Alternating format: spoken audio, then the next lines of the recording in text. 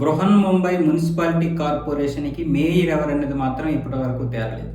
అయితే ఇటు బీజేపీ లేదనుకుంటే షిండే శివసేన తప్ప మరొకరు కాదు. ఈ యొక్క మున్సిపాలిటీకి మాత్రం మేయర్గా వీళ్ళే ఉండాలి. కానీ ఇక్కడ వీళ్ళిద్దరికీ ఒక సమన్వయం లేదు, బీజేపీకి షిండే శివసేనకి. షిండే శివసేన ఏమంటుంది, ఇక్కడ అసలైనటువంటి శివసేన మేమే, ఎందుకంటే గత కొన్ని దశాబ్దాలుగా ఈ యొక్క మేయర్ పదవిని మేమే అనుభవిస్తున్నాం. అంటే ఉద్ధవ్ ఠాక్రే వీళ్ళు కలిసి ఉన్నప్పటి నుంచి కూడా శివసేనే ఉంది కాబట్టి అసలైనటువంటి శివసేన మేమే అని నిరూపించుకోవడానికి ఇది మంచి అవకాశం కాబట్టి మాకే ఈ మేయర్ పదవిని ఇచ్చేయండి అని షిండే శివసేన కోరుతున్నాడు, అంటే ఏకనాథ్ షిండే.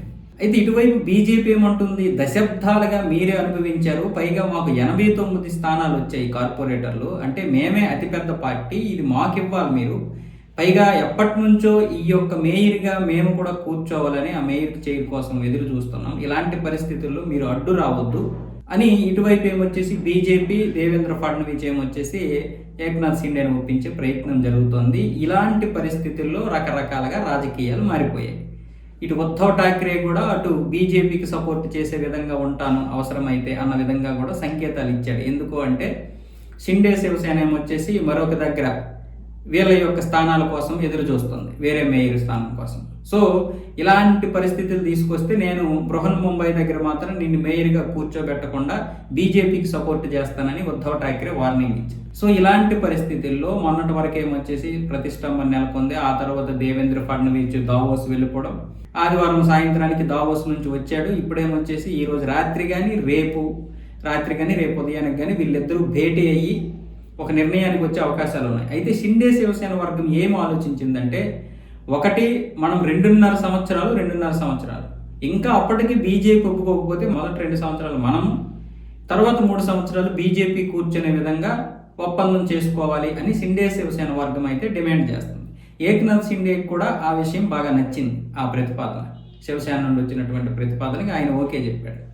అయితే ఇక్కడ బీజేపీ మాత్రం బాహాటంగానే అలా కుదరదు, కావాలంటే మరికొన్ని ఏవైనా పదవులు తీసుకోండి, కానీ మేయర్ పదవి మాత్రం మాకే ఇచ్చేయండి, మేమే కూర్చుంటాం, ఎందుకంటే ఇది దేశంలోనే అత్యంత సంపన్నమైనటువంటి మున్సిపల్ కార్పొరేషన్. ఇంకా చెప్పాలంటే మన ఏసియాలోనే అతిపెద్దది ఈ మున్సిపల్ కార్పొరేషన్, అంత డబ్బు ఉన్నదనమాట. సో ఇలాంటి పరిస్థితుల్లో ఇప్పుడు బీజేపీ దీన్ని వదులుకోవడానికి ఇష్టపడలేదు.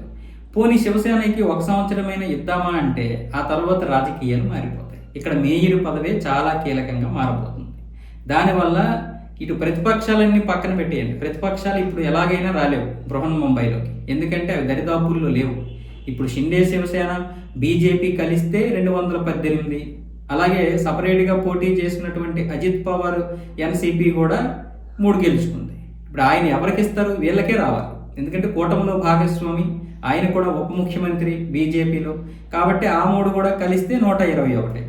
సో ఇలాంటి పరిస్థితుల్లో ఇప్పుడేమొచ్చేసి బీజేపీ గట్టిగానే పట్టుబట్టింది, ఆ పట్టు అయితే విడవలేదు. ఇటు ఏకనాథ్ షిండే కూడా గట్టిగానే పట్టుబట్టాడు, కానీ ఎలా మారుతుందో తెలియదు. మళ్ళీ ఇప్పుడు ఇందులో నరేంద్ర మోదీ ఖచ్చితంగా రంగంలోకి దిగాల్సిందే. నరేంద్ర మోదీ ఖచ్చితంగా రంగంలోకి దిగుతాడు, ఏదో ఒకటి నిర్ణయిస్తాడు. నరేంద్ర మోదీ అమిత్ షా రాకుండా ఈ పంచాయతీ అయితే తేలదు.